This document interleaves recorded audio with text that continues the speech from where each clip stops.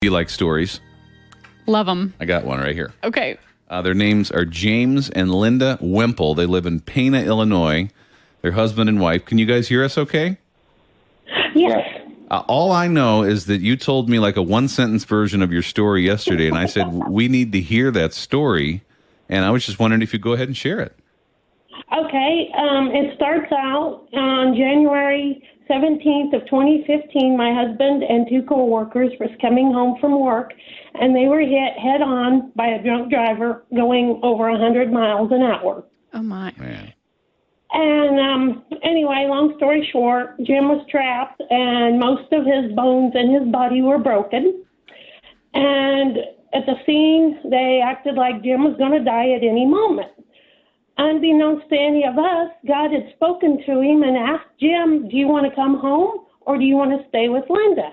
And he said, I want to stay with Linda. Good answer. Wow. Wow. And so for at least 3 days, they kept telling me, Jim's going to die. He's going to die. And he's probably not going to survive each surgery. And if he does, he'll never come out of ICU. Well, almost 9 months in the hospital, and Jim's currently had probably close to 40 surgeries now. And anyway, he was doing really great in therapy. And I must say that Pana Hospital here in Pana has a tremendous physical therapy department. And Jim was doing so good.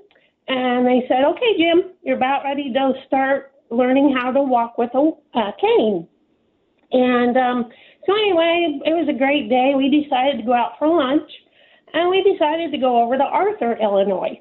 We got about halfway there. We got in another accident. No way. This time it was both of us and our little dog. And what happened was a young man pulled out in front of us. The sun was in his eyes, and he didn't see us. On Halloween, October 31st of 2016. Huh. So more of Jim's bones are broken, and this means continuous surgeries and a chronic infection and all the complications from all that. Jim is currently disabled, and I am now his full-time caregiver, and I must say that you guys brighten our day every day, and we kind of made, I guess, a pact with each other that our goal in life is to listen to you guys, to start our day right, and then we get ourselves happy, and then we try to go out in the world and just try to share happiness and joy and the love of Jesus to everybody that we meet. That's unbelievable. Wow, that's incredible. Jim, can you tell me, I've got so many questions. You probably do too, Courtney, Yeah. but like, you say that there was this moment where you feel like, some people call it like a near-death experience or whatever, where Jesus is giving you the option. You felt like, do you remember that? I mean, what can you tell us about that? It was a total peace. I mean, I told the guys it was 31 degrees and it had ice on the thing in the van, and as I was sliding a little bit coming home, going through the Assumption Family Blacktop, and I just had total peace. I was keeping around 30 miles an hour, and next thing you know, there's the bright lights and stuff, and the Lord asked me the question, and I just said, I want to stay here. Because I felt like my time wasn't ready to leave this earth, because I've helped so many people by being in these two wrecks. Yeah. Well, you're helping people right now. I mean, I'm just hearing threads of selflessness throughout. I'm hearing about the caregiving. Yeah. I'm hearing about, the fact that if Jesus gave you this decision that you chose to be with your wife, when it would have been awfully nice to just go be with Jesus. I can imagine that for sure.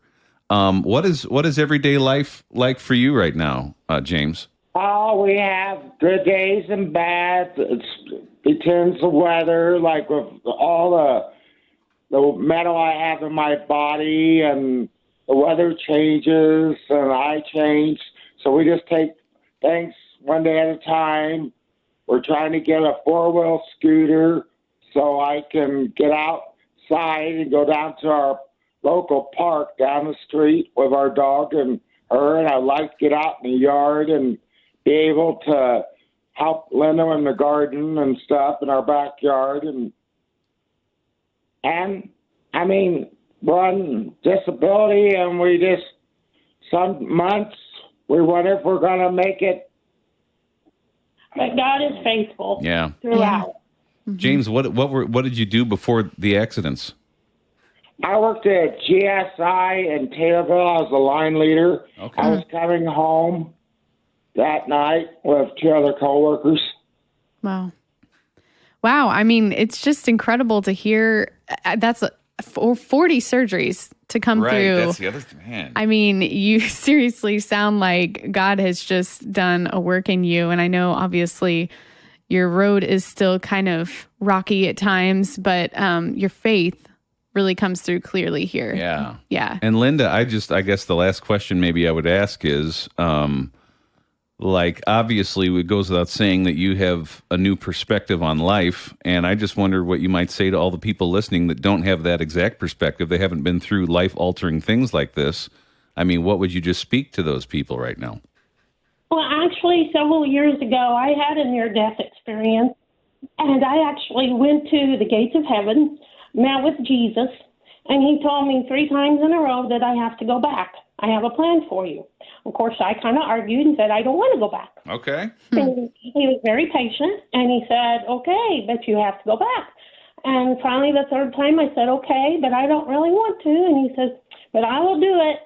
And so, yeah, and he has taken us down roads and taught us things, given us giftings, I guess you could say discernments, understandings of people's hurts, their pains.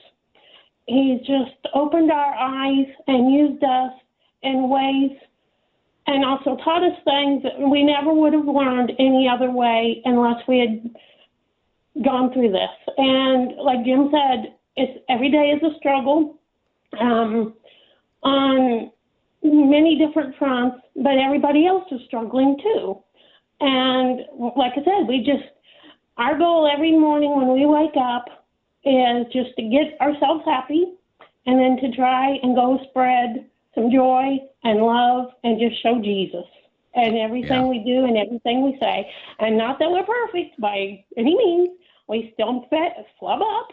And, I mean, we still have our ups and downs and our gripes and our complaints, but at the end, we know that Jesus is still in control, and he is definitely Lord of our lives. And we try to laugh about something. Yeah, we make it a point to laugh about something every day.